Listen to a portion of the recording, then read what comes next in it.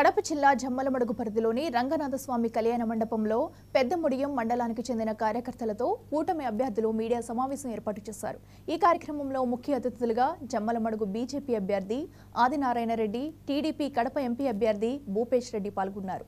ఈ సందర్భంగా ఆదినారాయణ రెడ్డి మాట్లాడుతూ ముఖ్యంగా జగన్ అన్ని రంగాల్లో వైఫల్యం చెందాడని విమర్శించారు. తాము అధికారంలోకి వస్తే ముంపు వాసులకు ఇచ్చే పరిహారం 24 లక్షలకు పెంచుతామని ఆయన హామీ ఇచ్చారు. అనంతరం భూపేష్ రెడ్డి మాట్లాడుతూ రానున్న ఎన్నికల్లో చంద్రబాబును ముఖ్యమంత్రిగా చేసుకుని రాష్ట్ర అభివృద్ధికి పాటుపడాలని కోరారు.